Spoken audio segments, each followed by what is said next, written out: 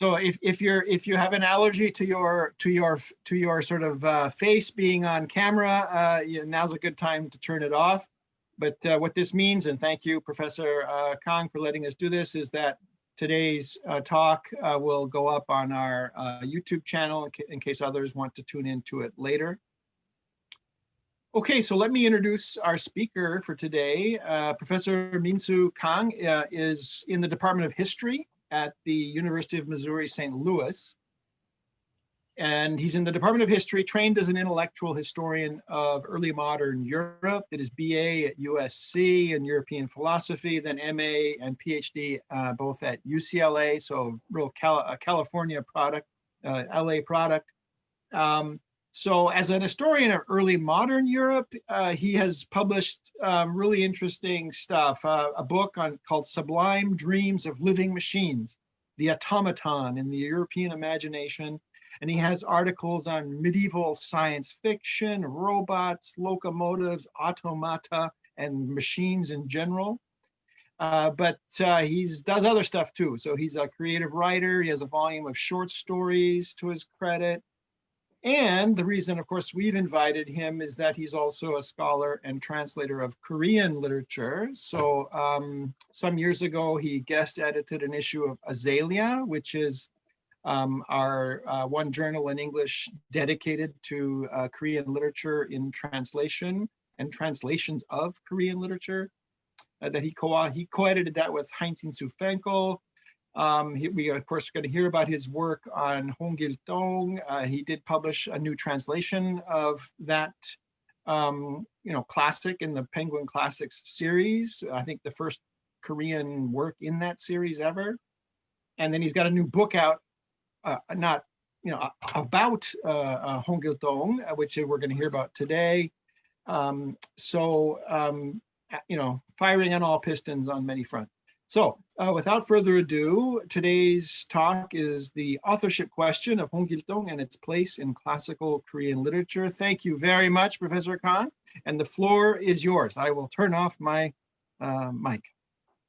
Thank you so much for your invitation. This is especially an honor for me because I've been, in debt to the scholarship that's produced by professors at UBC.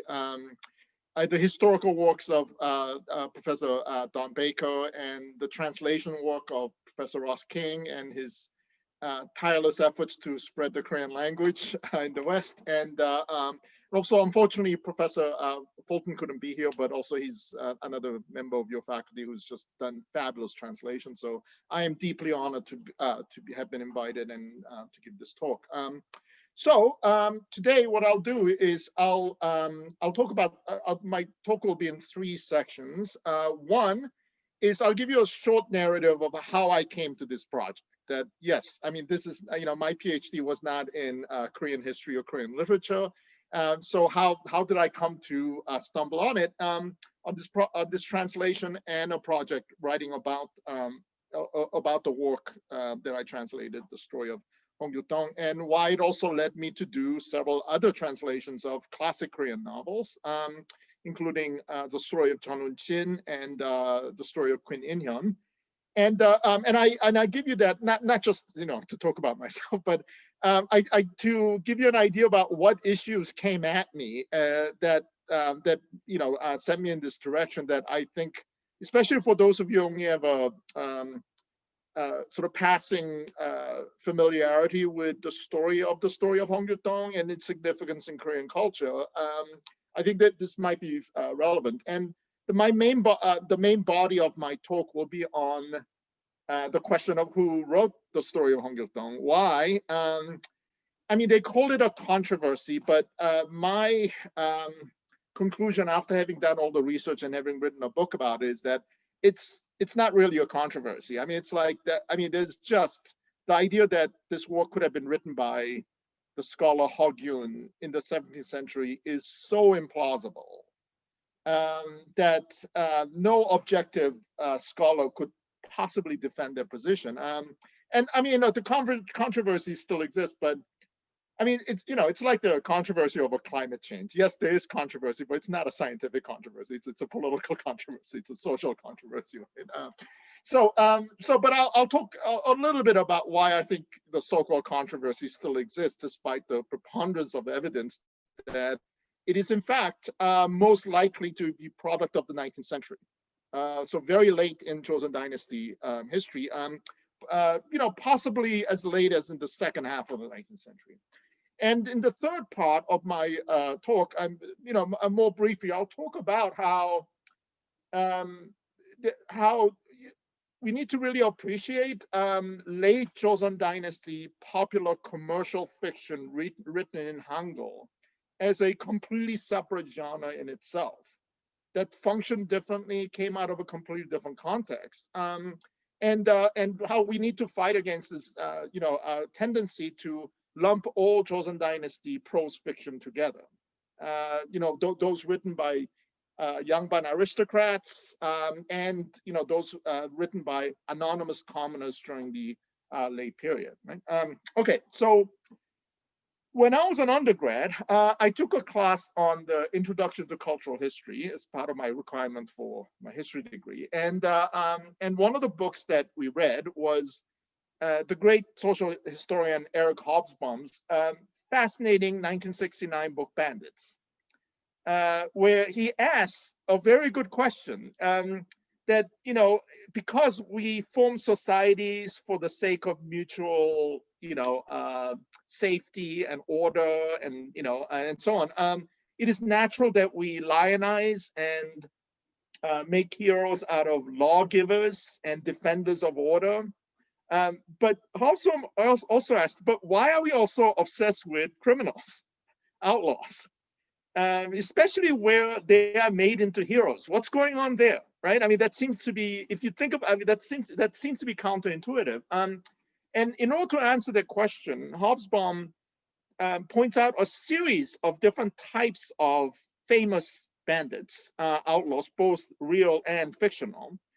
And one of the types is a figure that he calls the noble robber.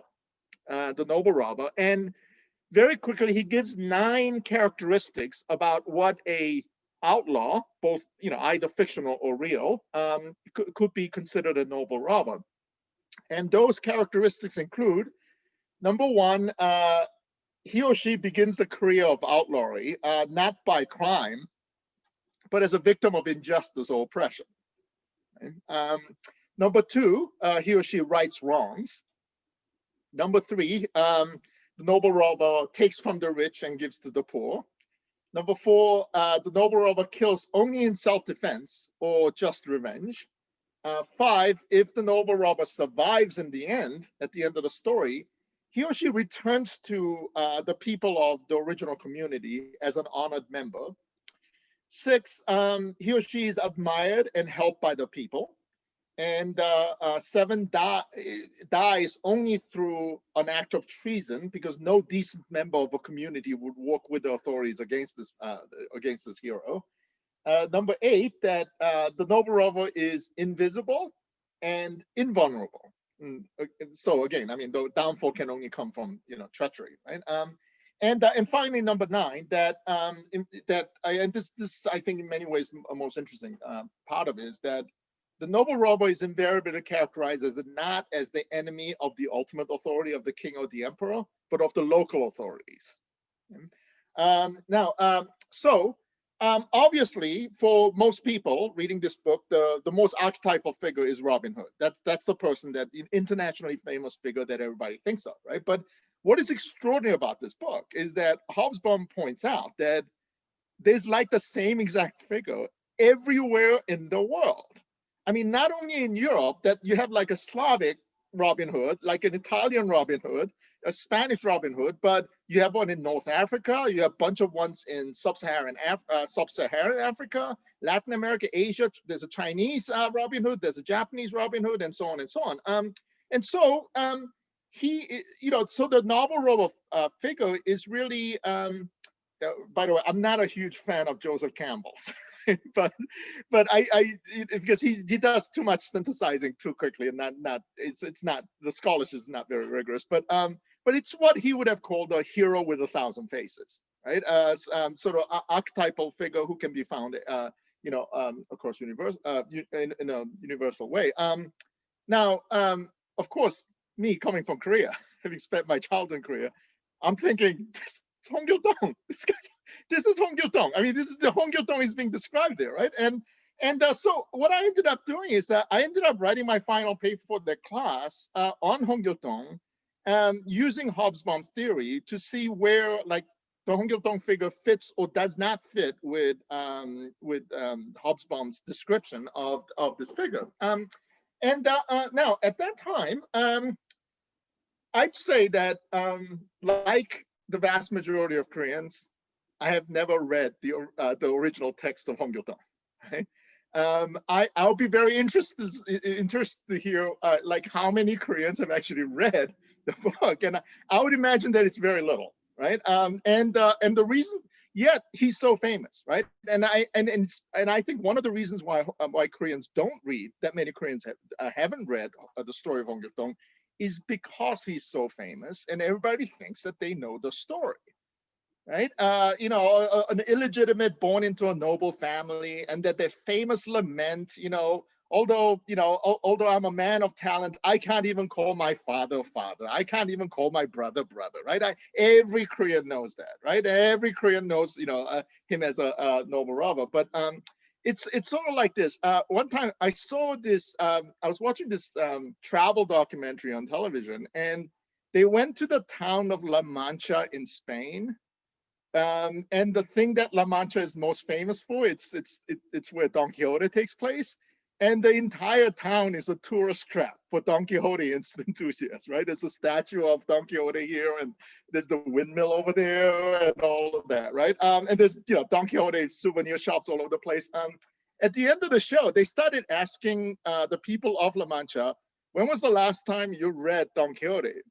They couldn't find a single person in La Mancha who's read Cervantes, right?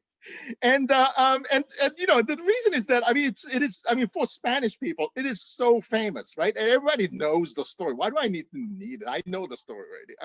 So I had the same impression like most Koreans, that I know the story. Where do I know the story? Well, the second half of my book is describing like how many times the story of Hongiito have been made into TV dramas, how many comic books there are, right? I mean, how many like there's the first full-length animated film in Korea was the story of Hongiito, and so on, right? So the story has been spread so much that I don't think many Koreans feel that they need to read this because they think that they know the story.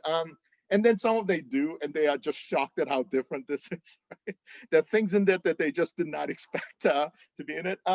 So anyway, so I of course had to read it now to write that paper. And what I did was I looked for it, and there was in 1968 a translation done by Marshall Pill. And that was included in the Sources of Korean Tradition collection and so on. And I used that text, but there was something about the text that just didn't.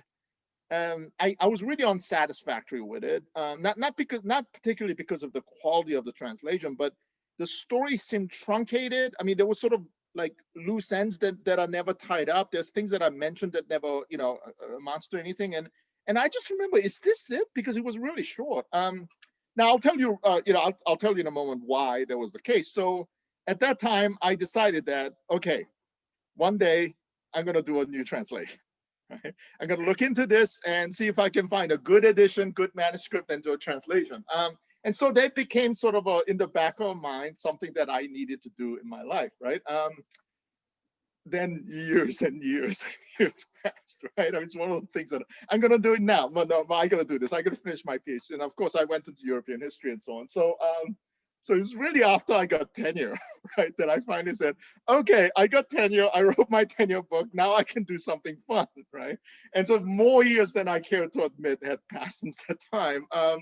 So now that I had some time, I decided to look into this and so on. And so one of the things I had to do is, first of all, find a good manuscript that I could translate into English. And the second one was to do due diligence as both a historian and a translator I had to catch up on what all the latest scholarship on the story of Hongiito was. And I just realized I stepped on a scholar's landmine because there was like an avalanche of difficulties that I realized this is going to make this project way more difficult than I thought it was. Right. Now, one problem that I face is that there isn't one story of Hongiito. There are no less than 34 variant manuscripts, contents of which are different in different degrees. Some of them are just abbreviations of the others, and others actually have contents that's very different. And also, this is important, also of many different sizes.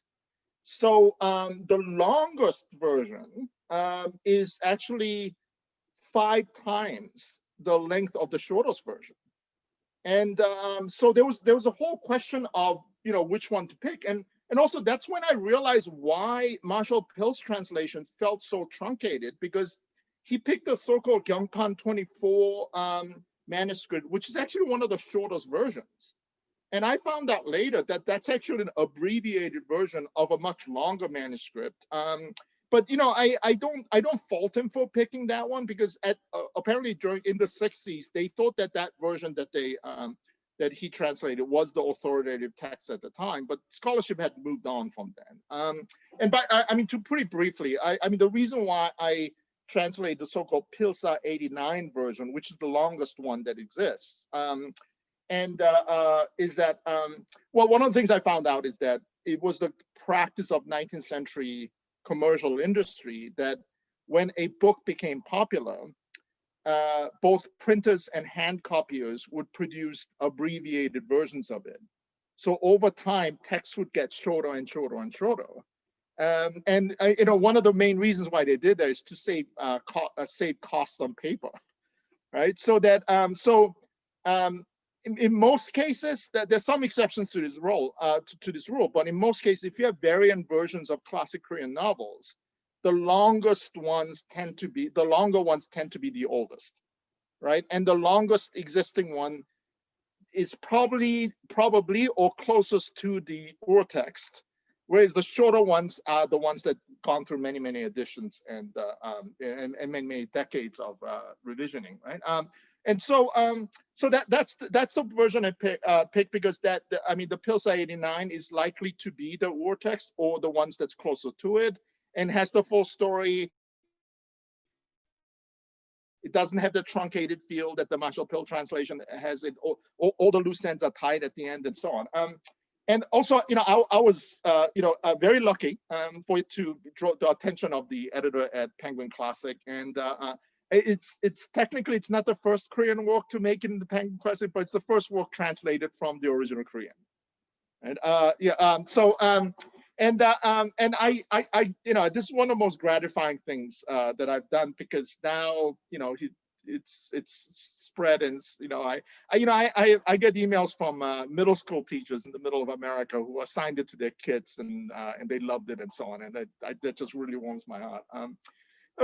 And so that's one difficulty that I had to deal with, that I had to get through my research. But the second problem that I had to deal with is that it appeared to me, reading all the latest literary scholarship on the story of Hongiito, that almost everything that I and most Koreans believe about the story of Hongiito are all wrong. They all turn out to be myths. And 4 in particular that I'll point out is, one is that, as I pointed out, that this is a work that was probably produced in the 17th century. It's with its author being the statesman and writer Hogyun, whose date is 1569 and he was executed in 1618. And the second myth is that this is the best way to understand the story of Hongiito is as a form of protest literature. First of all, against Joseon Dynasty laws concerning the treatment of illegitimate children, but also more generally a protest against the evils of Joseon feudalism in general. Right? And the third myth is that this is the case because Hogyun himself was a political thinker of radical ideas. who wanted to transform Joseon Dynasty society, and that he was in fact involved in a coup attempt, which he enacted in order to create a more egalitarian society in Joseon, and that's why. But he was caught and executed as a result. And also the fourth and the most easily dismissed myth about that, this is the very first Korean fiction written in Hangul script. It's not the case. And I just found out that, like, given all the latest scholarship, that all four of these things are completely indefensible myth that had been passed down, and it still shows up in textbooks, and unfortunately, I mean, this has changed a little bit. Unfortunately, there's a real problem with the way literature is taught in Korean school systems, where instead of having students read the entire thing and just, and talk about, what they felt about it and so on, they're usually shown like one passage, and to study for the college entrance exams, then a series of facts that they have to memorize for the multiple choice questions, right? Like, who wrote the story of Hongiito? And the right answer is Hogyun, right? And what is the purpose of this book? To protest the Joseon Dynasty loss and so on. And through that, it just became a received idea, right? So why are all these ideas turn out to be myth? Well, first of all, before I can talk about where what are the more plausible alternative views about the origin of the story of Hongiito and its purpose and its place in classic Korean literature, I'd talk a little bit about where these ideas come from. Right? Now, the attribution of the story of Hongiito to Hogyun, and an author who supposedly authored in the early 7th century, that idea would have never occurred to any decent literary scholar if it hadn't been for a single man by the name of Ishik, who was one generation younger than Hogyun. I mean, in fact, he was when he was studying for the civil examination, Hogyun was one of his teachers, one of his tutors,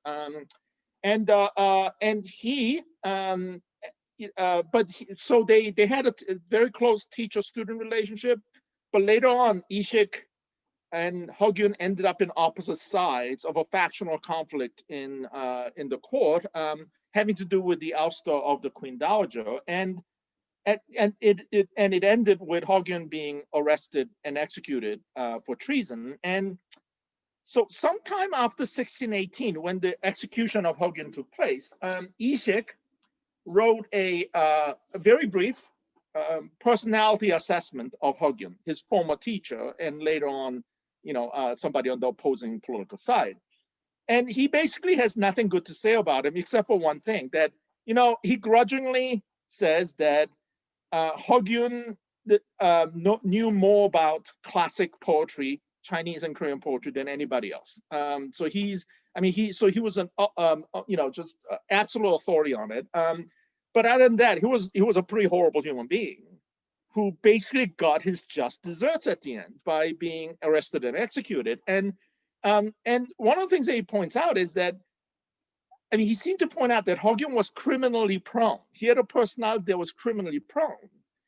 And as an evidence of that, he points out that Hogyun's favorite, one of Hogyun's favorite writings that he absolutely loved was the epic Chinese novel Water Margin, Suhoji, which also known as Outlaws of the Marsh, which is this massive epic Chinese novel that's all about outlaws.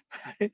It's all about heroic outlaws. And he loved that novel so much that not only did he and his other friends, who are also criminally prone, gave each other nicknames from characters from that novel, but he imitated Water Margin by writing his own version of a heroic outlaw called The Story of Hongiito. Right? And this was something, and he was saying this to say something nasty about Hogyun, right? I'm from a confusion, classic confusion point of view. How could he? This is to lionize an outlaw, lawbreaker. Oh, that's so disgusting, right? And also, by the way, I can talk about I can talk about this a little bit more during the question and answer session. But Hongiito was a real figure. who was captured in the year 1500, and he has subsequently become known as one of the three great outlaws of Joseon Dynasty, along with Im Gok-jung and Jang Il-sun. And so he's based on a real character. Now, so Ishik, was saying this, in order to, to denigrate his former teacher. Now, the problem from the point of view of the Hongiito scholarship is that Ishik emerges as one of the most important literary figures of the Joseon Dynasty. Right? I mean, he to this day is regarded as one of the greatest of the great writers in his poetry, in his philosophical essays, and so on. So after his time, his collected writings becomes almost required reading for every educated literati in Joseon Dynasty. And as a result, that short statement about him saying Hogyun wrote a work called The Story of Hongiito got repeated over and over and over again. I mean, I found like a dozen repetitions of this, and there, it's fairly clear when I examine closely the repetition of this. All this Joseon Dynasty scholars mentioning that Hogyun was a terrible person, and that because he wrote about Hongiito in a work called The Story of Hongiito, right? But when I read that section carefully, it's fairly clear that they all got it from Ishik. In most cases, they are either they're actually attributed to Ishik, or they use the exact phrasing. So you know that it's from Ishik's writing. So that idea became embedded that Hogyun wrote a work called The Story of Hongiito. Now the problem that I'm going to point out is that I am perfectly willing to concede that Hogyun could have. It's perfectly within the realm of possibility that he did write a work called The Story of Hongiito. What I find implausible is that even if he did write it, that has anything to do with the work that exists today. That's the problem, right? Because the thing is, because the problem is that although Ishik mentioned this, and all throughout Joseon Dynasty, you have all the scholars repeating Ishik's statement that Hogyun wrote Story of Hongiito. There's not a single record that you can find of anybody having actually read this or even seen this, even to denigrate it, right? The very first record, an independent record of somebody describing the plot of the Story of Hongiito does not appear until 1876. Right, so there's an over 200-year period since Ishik said this, right? And I couldn't find a single instance of somebody saying, "Oh, I read Story of Hongiito. It's about this and this and that," right? It's only just repeating it. And so as I said, there's a problem is that even if Hogyun wrote a work called The Story of Hongiito, and that's not clear at all. That's really unclear. That doesn't have anything to do with the work that exists, right? And none of the manuscript, none of the 34 variants that exist today has the name of an author on the manuscript, not even in a marginal note, right? Not even somebody writing that this is it. So by the 20th century, there's many manuscripts with many manuscripts the story of there are many manuscripts of the Story of Hongiito with no attribution, no author name. And then you have this famous writer from the Joseon Dynasty, Ishik, talking about how Hogyun wrote the Story of Hongiito, right? But the mixing of the two, the coming together, the first modern instance of a Korean attributing the existing work called The Story of Hongiito Hogyun comes in as late as 1930.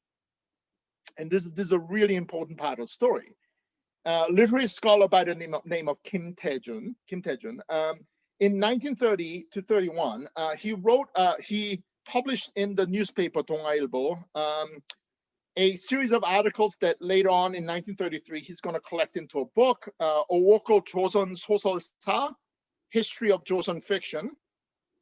And it's the influence of this work on all future scholarship on Joseon Dynasty fiction cannot be overemphasized. This is not only is this the very first work written about the entirety of the history of Joseon Dynasty prose fiction, But it's you know much of Kim Tae-jun's ideas in it have been repeated over and over and over in all future textbooks, right?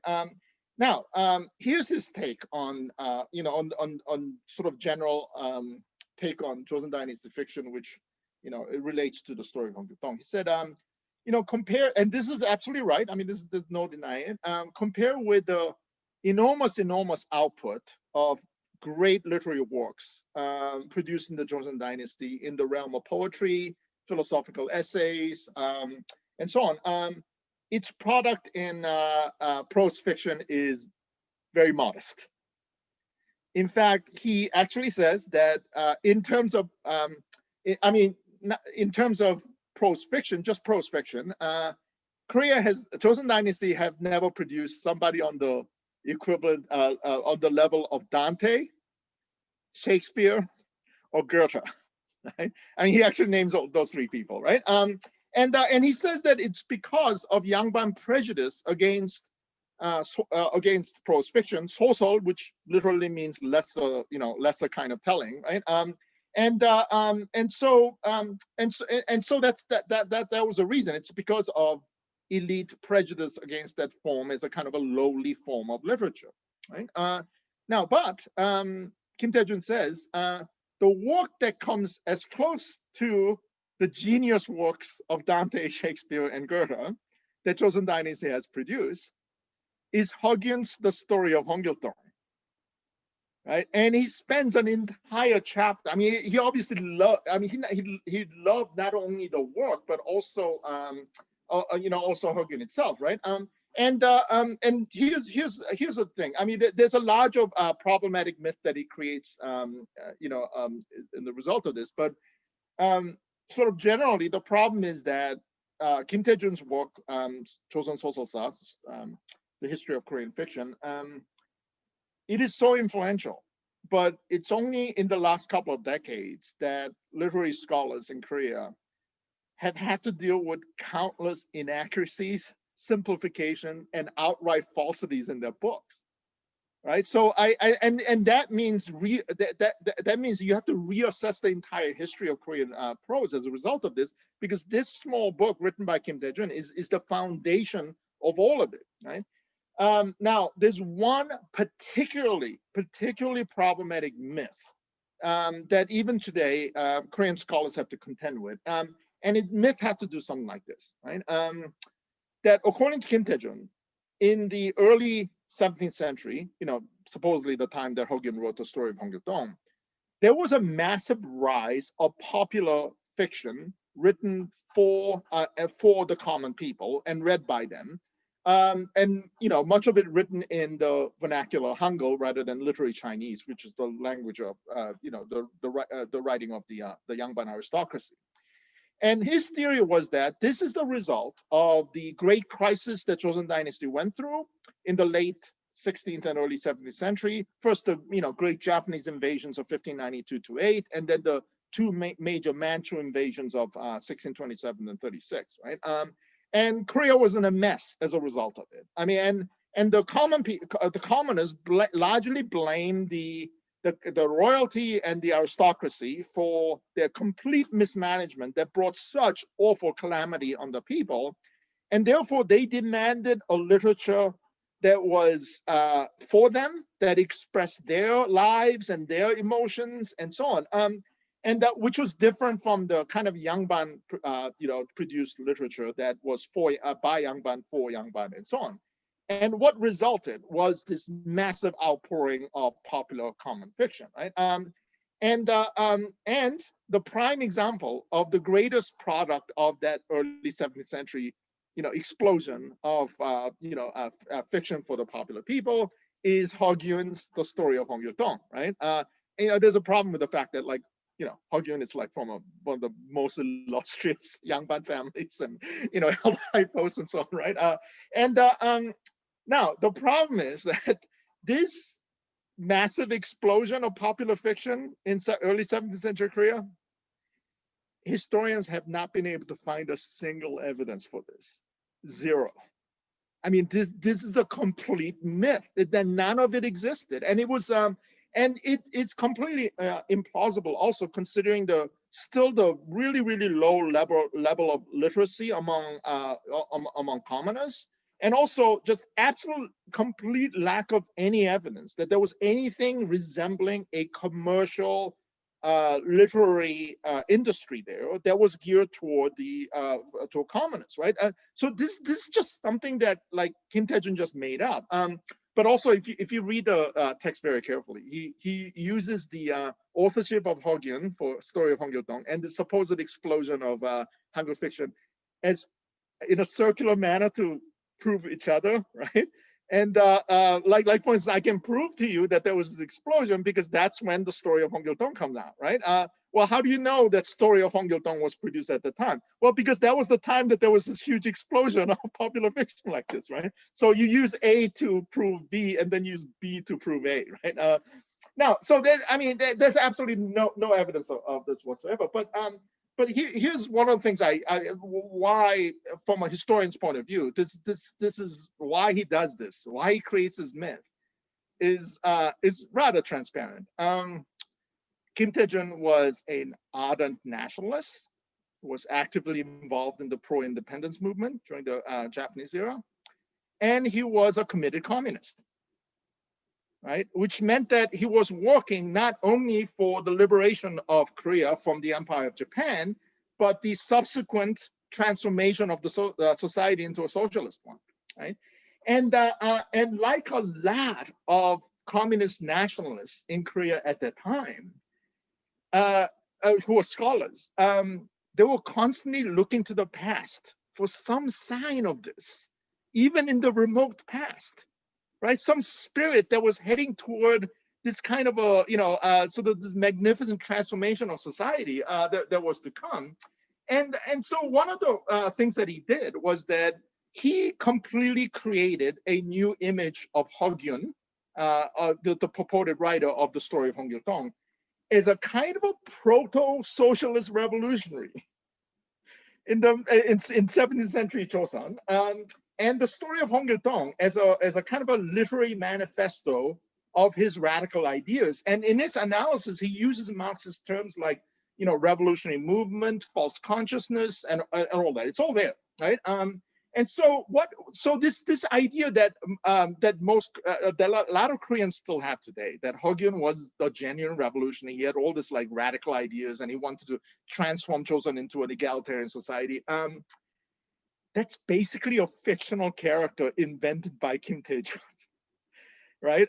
If you actually read the biographies of Hogyun, he was a rather salacious character, right? He was a top-rate scholar. Everybody admits that. There's nobody who knows more about classic poetry than Hogyun, right? But he was a terrible official. He kept on getting fired because of not because of factional conflict, because he would invite prostitutes regularly into the government office, and the secret government inspector would find out about it. He got repeatedly fired, and then his older brother, who was also a prominent official of impeccable reputation, had to bail him out repeatedly. And also, at the end, he was involved in just really unethical, political acts, toward the end of the reign of King Hogyun. Rather unsavory character. But Kim Tae-jun, working during the colonial era as a nationalist and a communist, he needed a hero. And Hogyun was the perfect one, and so began this interpretation of the Story of Hongiito as as a sort of a revolutionary figure. Oh, by the way, one ironic note: it has been discovered recently that Kim Tae-jun was not the first modern literary scholar. He actually got it from his teacher, who was Japanese. So considering how nationalistic this is, there's a professor named Takahashi Toru at the Keijo Imperial University where where Kim Tae-jun studied. He was the first one who made the attribution, and Kim Tae-jun just took it from him and just ran with it, right? And after that, the myth kind of spread. And to the extent that even adding more myth to it, like in I mean the idea that the story of Hongiito was the first work written in Hangul was a myth that didn't create until 1948. And there was some, I mean, it was completely without evidence as well. So as I said, if Ishik had never made a claim, and people were at a complete loss as to who the author was and all that, how do you actually date a work to its legitimate period of production? How do you do it? Right? Some of the things that you could do is you have to micro read its style, its format, and you do some philological work, right? I mean, given the kind of expressions that were used, I mean, what time period was used and so on, right? And also the important thing, the most important thing that you could do in order to pick the proper time is to compare it with writings from other periods and see where it fits, right? Like for instance, I mean, if you found a painting that's clearly a Cubist painting, at the very least, you can talk about the earliest time that it could have been painted, right? And if somebody suggests that this is a 17th century painting, you would say that that's nuts, right? It's a Cubist painting. Why would you think that it was a 17th century painting, right? So to get to that, I want to return briefly to Kim Tae-jun's notion of the rise of popular fiction in Hangul in the early 17th century. No, that didn't happen.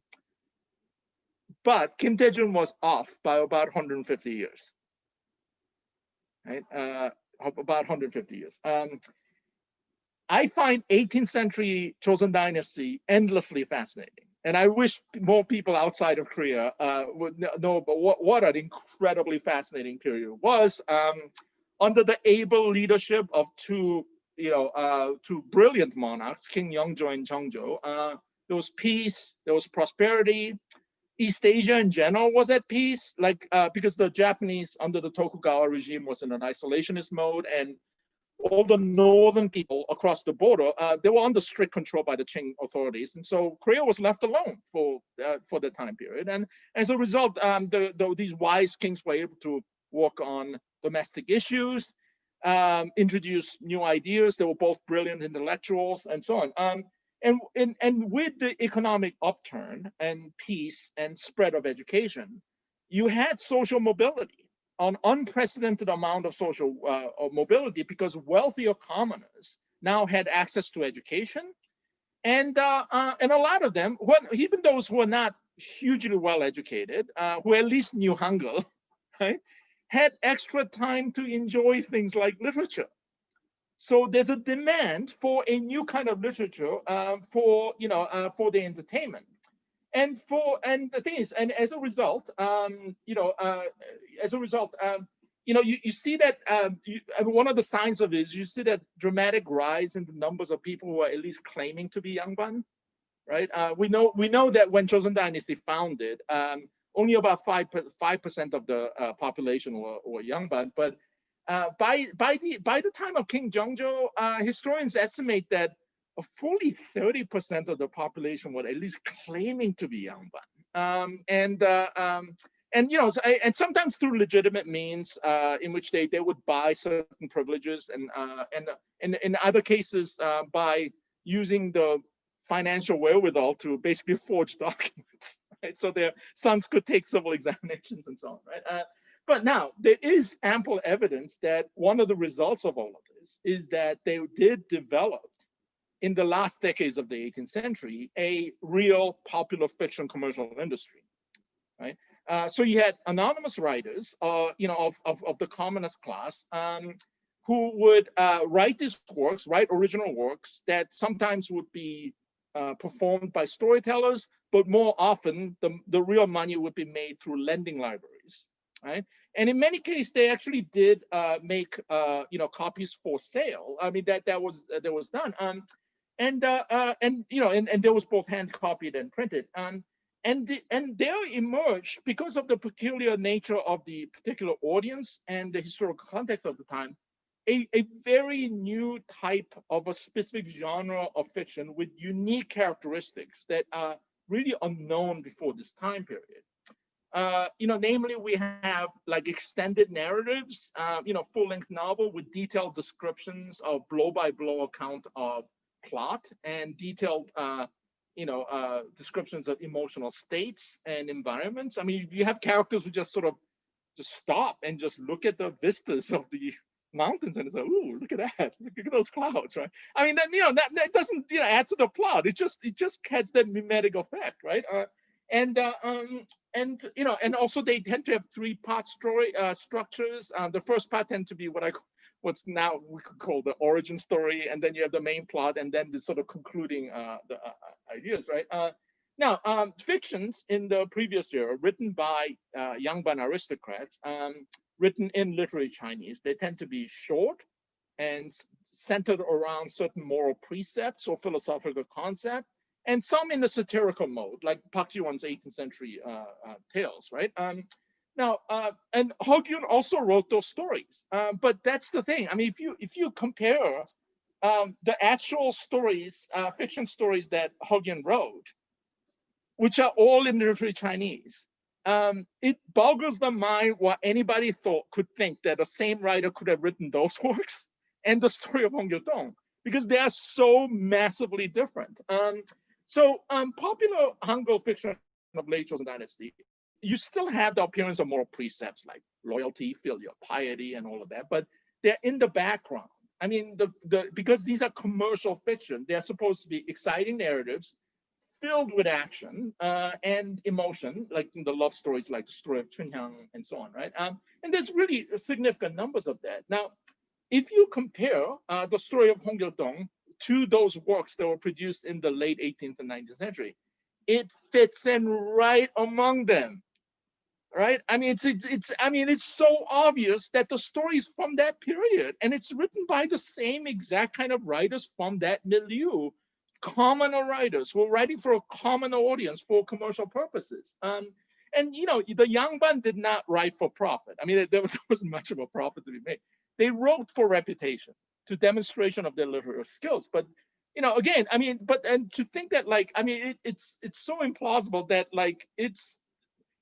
thinking that the story of Hongiito could have been written in the 7th century is really like thinking that a Cubist painting could have come from the 17th century. It's not. I mean, it's not from that period.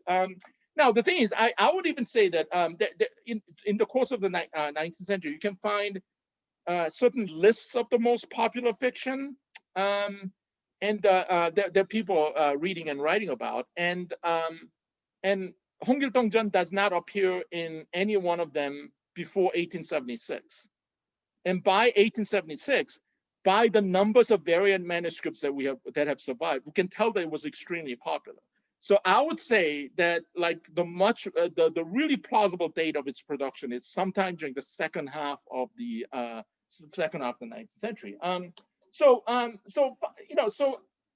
Given the case, I'm running out of time. So to wrap up, I would say Joseon prose fiction tend to, when we study Joseon Dynasty prose fiction, we tend to put them all together, right? Those written by Yangban in the earlier period in literary Chinese and so on. But I think the popular commercial fiction that was written in the late 18th and 19th centuries is a genre that's unique in itself.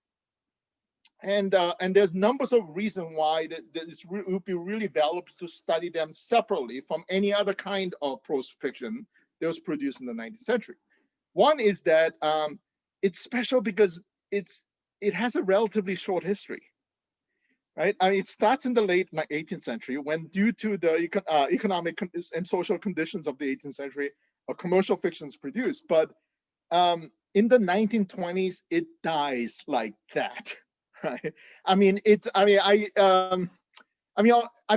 says something about the tragedy of the sudden intrusion of modernity into Korean history, that it dies so quickly, right? Because during the colonial era, what happens is that especially in the 1920s, you have an influx of the first generation of modern Korean novelists, people like Lee Kwang-soo and Kim Dong-in and Yeom Sang-seop.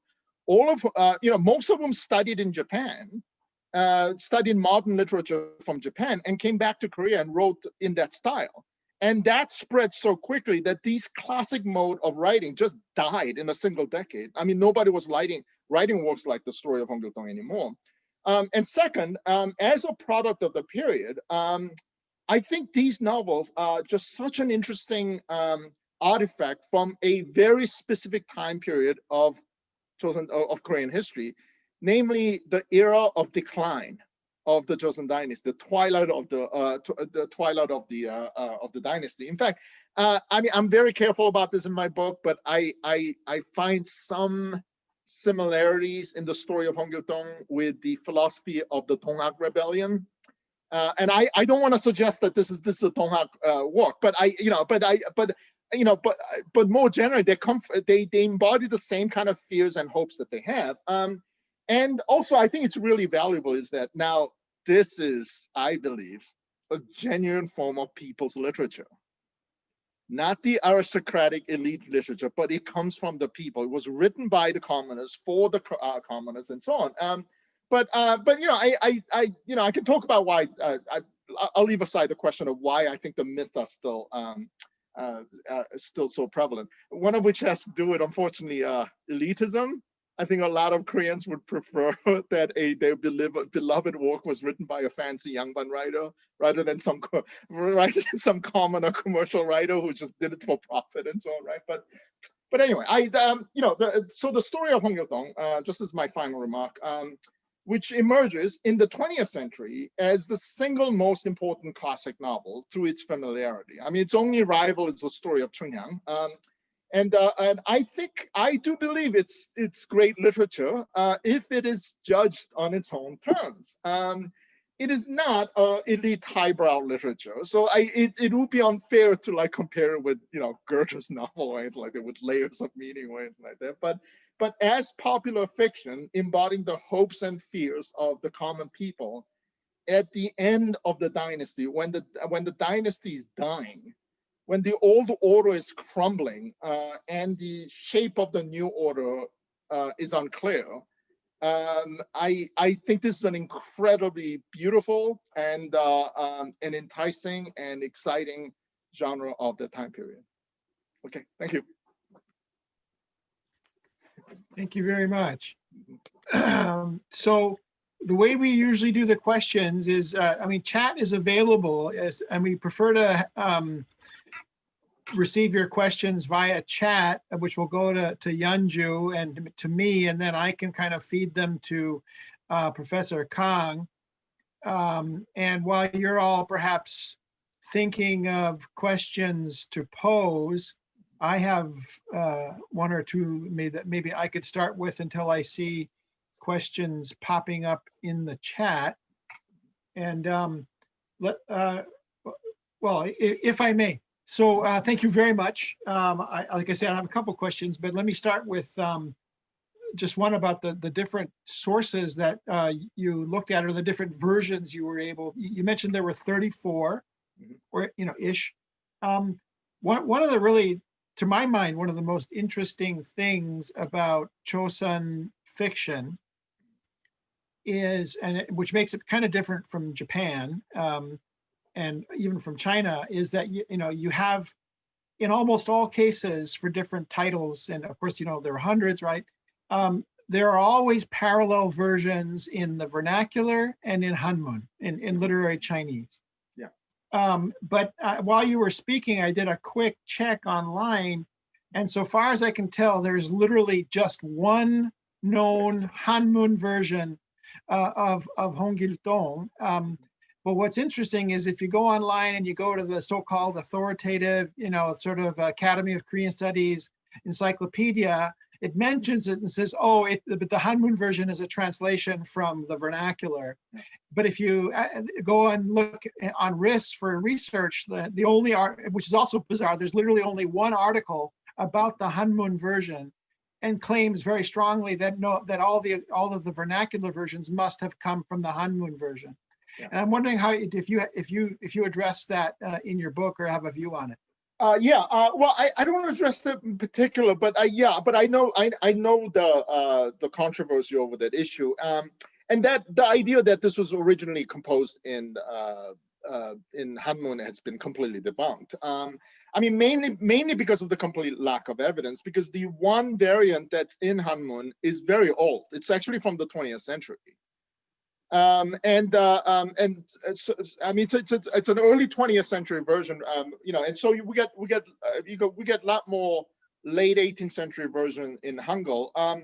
I mean, this is one of those cases because there is only one out of the 34 that's in Hanmun, that if one were to claim that it was originally written in Hanmun, then it's beholden upon you to, you know, to show the evidence for it, right? And also, but I think it's also having to do with that, the fact that, you know, I forgot whether that writer who made that claim that this was the original is one of those people who still believe that Hogyun would have written this. Oh no, I mean, I took a quick look while you were speaking, and he says it's very dubious that Hogyun would have. So I mean, okay, that's the fact that it's in Hanmun doesn't mean that Hogyun wrote it, but just this. I mean, I've read research that basically says, you know what, in Chosun, nobody sat down and wrote anything in the vernacular. It was always filtered through Hanmun, and so, you know, presumably you could claim that somebody somewhere, didn't have to be Hogyun, who's there's other reasons to exclude him, but it could have been originally written in Hanmun, but if so, it's odd that only one version would survive. But by the way, you know, it's really interesting. Takahashi Toru, the Japanese scholar during the colonial who first made it, he makes the claim that Hogyun wrote this, but although at that time he said no Hanmun version exists, he probably wrote it originally in Hanmun. Right, and all the existing text translations into Hangul. But you know, but that's the thing. I mean, I think also that's as a result of exactly what I'm talking about, where Joseon Dynasty prose fiction gets all lumped together. Yeah. Right. And so a lot of people think that, well, you know, if it's written by, you know, literate people, they would have favored literary Chinese first and so on. But the thing is, I mean, if you do look at the entirety of the popular commercial fiction that was written in the late 18th and 19th century, a lot of them were, I mean, there's really, really good evidence that a lot of them were written in Hangul, because that was emerging as the script of commoners at the time, right? Because I mean, it's so much easier to learn, you know, to learn and so on. So given the fact, I mean, if you accept the overwhelming evidence that the story of Hongiito comes from that era and is of that genre, it is way more likely that it was originally composed in Hangul. Okay, there's another question here. Thank you. Short and simple. What's the most surprising response from readers that you've received since publishing your translation of Hongiito? Oh yeah. You know, I mean, it's really great that I get so many emails from Korean Americans who spent their childhood in Korea, who are, again, just like me, familiar with it from the story, you know, comic books and so on, right? And just being surprised at it, and also and one of the things that they point out is that, wow, now that I've actually read this, is really very different from what I thought it was, and they repeat all the myths that you know that I debunk. And one of it has to do with the idea that this is essentially a protest literature against the treatment of illegitimate children. And one of the things I point out is that, yes, that's one of the most emotionally engaging part of the first part of the story of Gildong, but to regard the entire work as a protest literature, I mean, that's kind of, because, you know, at the end, what happens is that Hongiito becomes a king. And by that time, he seemed to have completely forgotten that. I mean, there's no mention of like an egalitarian system, or, you know, treating illegitimate sons in the equal terms as legitimate children. And it looks like, just like in Joseon Dynasty, he himself institutes a one wife per husband policy.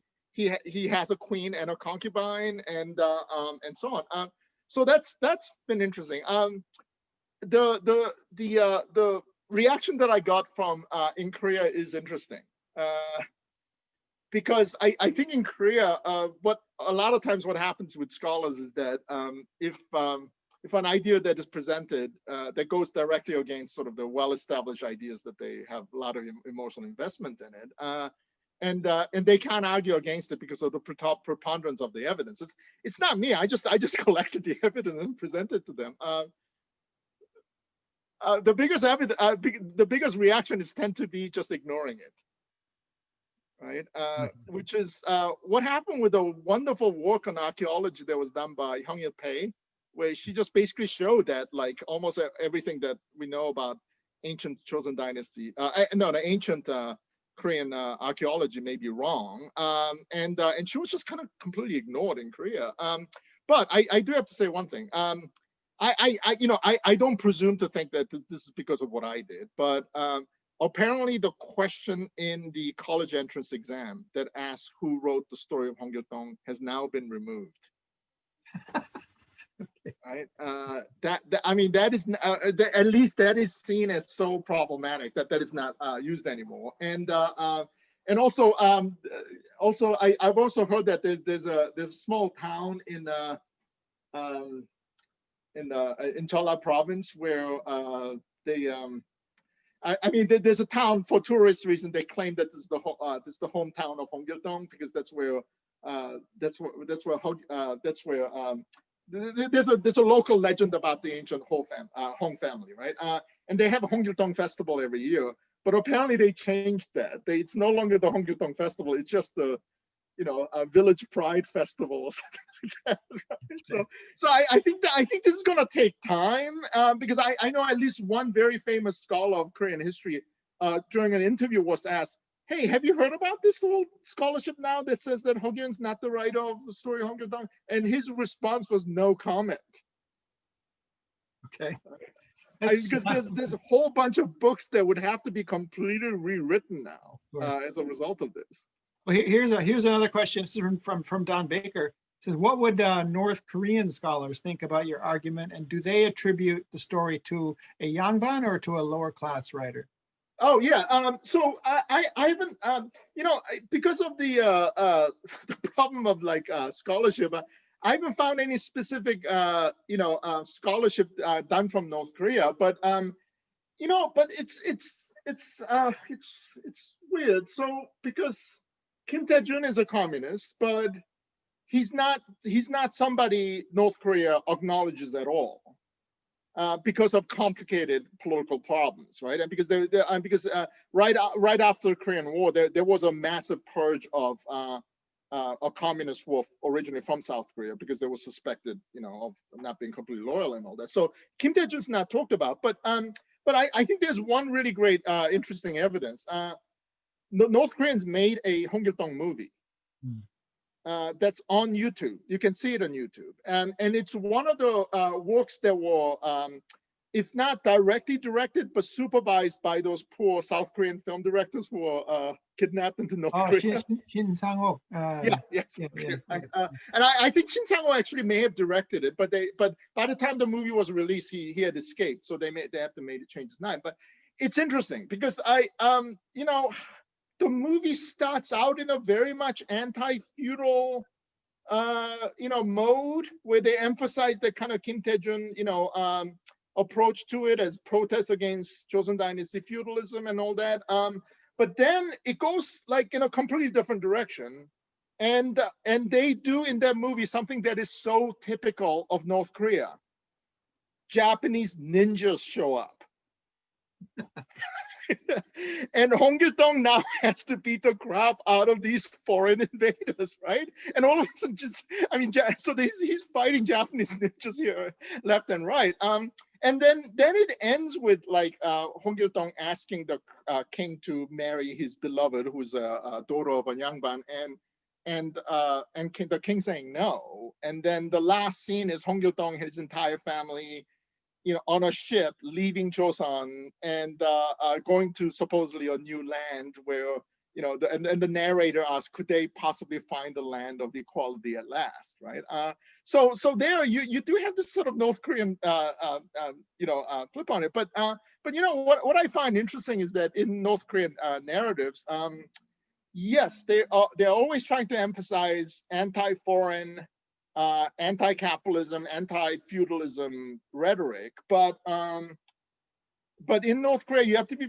I sense that they have to be very careful about rebel figures, because that's a double-edged sword. Because you can have a rebel figure who is acting against authority, whereas, you know, in a society that's under one of the most authoritarian governments in the world, right? And so that might give people the wrong unintended ideas about rebellion and so on. Here's another question. This is from me.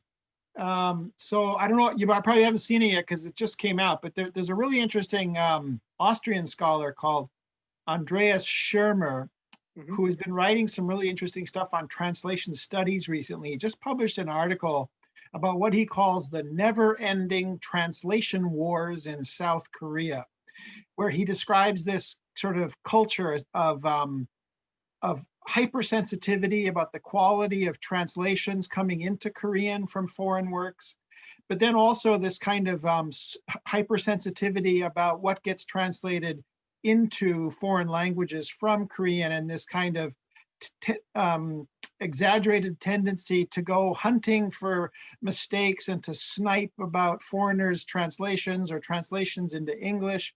And of course, the famous case being Hangang's The Vegetarian, where that's almost like a sub-industry now to go through looking for mistakes. Have you been the victim yet of any sniping in your translation? Thankfully, no.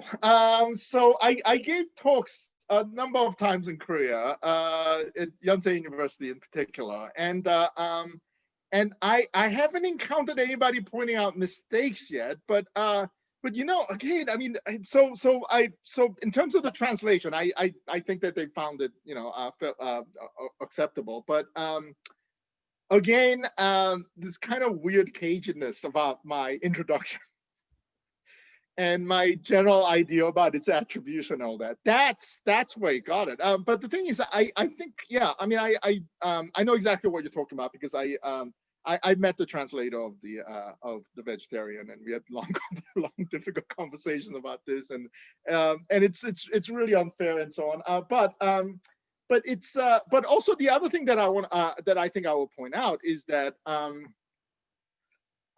you know, translating modern Korean literature is one thing, and translating classic Korean literature is another thing altogether. Even for modern Koreans, translating, I mean, reading something from the Joseon Dynasty, it's a completely different language. I mean, even from even those written in Hangul, right? I mean, it's a very, very difficult thing. So I think, given the sheer difficulty of it, I mean, that's why I don't that's why I don't translate modern stuff, because there's plenty of people doing it, and the few times that I did it, I found it, I mean, compared it with this, it found it extremely easy, right? I mean, there's all kinds of expressions that Joseon Dynasty people use that are no longer used in modern Korea, that even modern Koreans find out. So I would have to say it's I don't think it's really the excellence of my translation that you know prevented any criticism. I think it's because it's so much more difficult, even for modern Koreans, to detect mistakes, because it's such a hard thing. All right. Well, here's another one more follow up, and I don't see any new questions here, but so, you know, you mentioned you translated this Chun Unchi Jan, as well as the Queen Inhyun story, which is all, what's so great about that is, I mean, as I'm sure you know, we've been fed this meager diet for the last 5 decades of translations of exactly 3 things: Shimcheongjun, Hongiito, and Chunhyangjeon. And if you take a course on pre-modern Korean literature, it's almost as if that's like all there was in Chosun, when we have hundreds of fictional narratives that were around, and none of them ever get translated. So do you have plans to translate any more pre-modern narratives? You know, possibly. Because I mean, you know, there's a couple that somebody's done. I mean, a recent collection. You know, one of my favorite of these Hangul fiction is the story of Lady Park, Park Si-jeon. That's really wonderful, because it has a kind of a similar kind of magical feel that Hongiito has, except that there's a female hero. So that's really cool. And Peter H. Lee's Imjin Rock, the record of the engineer is I mean that's that's actually deserving of your thing. Here's the thing. I mean, I do have one that I'm trying to really figure out if I want to do or not. It's the monster story Pulgasari. Is that really? But that's not pre-modern, right? Isn't that 20th century? Yeah, here's an interesting aspect of it. So you have Pulgasari legends in very short versions here and there. I don't know exactly what. I think it may have been a work of the 1920s. So this writer wrote a story. But what is really interesting about this work? By the way, one reason I kind of don't want to do it is because it's actually terrible writing. But historically, it's really interesting. He writes it like a classic Korean fiction, but with modern elements in it. Right? It's almost like this weird misshapen creature that straddles the borderline between classic Korean fiction and modern fiction.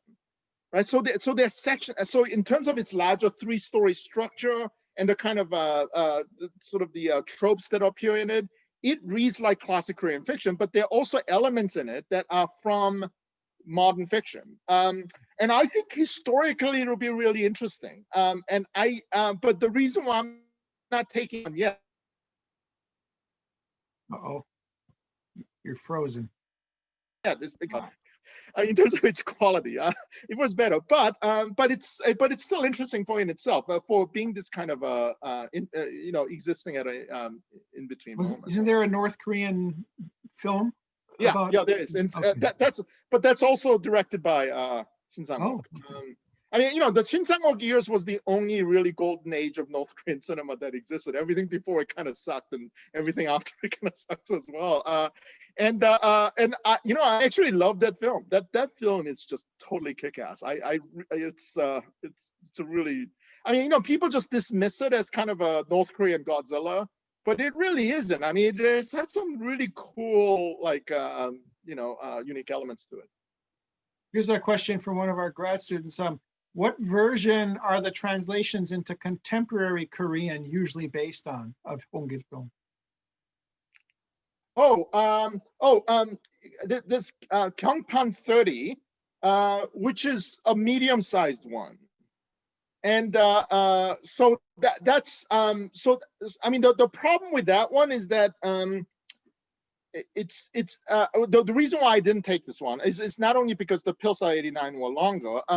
There's a really interesting thing that I learned about how the history of how these variants get created, right? So it doesn't start with prints. It starts with somebody writing it down with brush and paper, and then it gets out through lending libraries and through through storytelling. Now, printers did not solicit original works. What they did was, because at that time, obviously, there's no copyright laws or anything like that. They had agents who were on the lookout for handwritten texts that were already popular. And once they realized some of these were popular, they would just take those, sometimes buy them or get them from a lending library and put out printed versions of it. And I would say Kyungpan 30 is the one that gets translated to modern Korean the most, because it's complete and it's clean, and there's a lot more versions of the Kyungpan ones than any other versions, but it's a printed one. And so to me, that tells me that it's a later versions. So as I said before, when you have a bunch of variants of a specific Korean work, the ones that are handwritten and the ones that are longest tend to be the earliest one, right? And so, but the Kyungpan one is pretty good. I mean, that's pretty good. And the Marshall Pill translation is abbreviated versions of it. Okay, last call. If there are any other questions.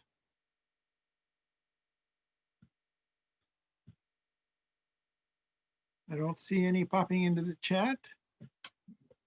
Well, that seems like a good place to stop. Well, so thank you very much. That's really fascinating. I'm really glad to hear somebody debunk a lot of that stuff. Yeah, Okay, great. Thank you so much. Yeah, Yeah, don't thanks go for- away, but thank you all. Thank Okay. you all for coming.